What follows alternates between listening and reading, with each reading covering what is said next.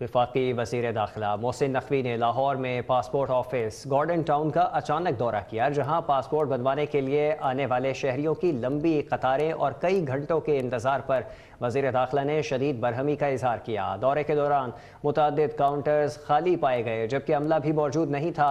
शहरियों ने मोहसिन नकवी के सामने शिकायत के अंबार लगा दिए। शहरियों ने शिकायत की कि वो सुबह से पासपोर्ट ऑफिस में मौजूद हैं और 4 घंटे गुजरने के बावजूद उनकी बारी नहीं आई। बाज़ शहरियों ने इल्ज़ाम आयद किया कि पासपोर्ट ऑफिस के बाहर एजेंट जल्द काम कराने के लिए रकम तलब कर रहे हैं। एक शहरी ने वज़ीर दाखिला को बताया कि उसने एजेंट को 5500 रुपये दिए हैं, जबकि एक बुजुर्ग शहरी ने शिकायत की कि उसे आज पासपोर्ट मिलना था। ताहम अमले की जानिब से बताया गया कि पासपोर्ट अभी प्रिंट नहीं हुआ।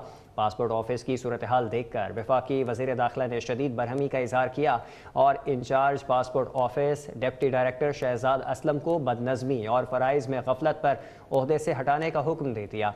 मोहसिन नकवी ने पासपोर्ट ऑफिस के बाहर मुबैना एजेंट माफिया की मौजूदगी पर deputy director anti corruption FIA Lahore को भी ओहदे से हटाने की हिदायत की। वफाकी वज़ीर दाखिला ने शहरियों की शिकायत के अजाले के लिए मौके पर ही मुतल्लिका हुकाम को अहकामात जारी किए और शहरियों से ज़ाती तौर पर माज़रत भी की। वफाकी वज़ीर दाखिला ने कहा कि शहरियों को सहूलियात फराहम करना हुकूमत की ज़िम्मेदारी भी है और फ़र्ज़ भी।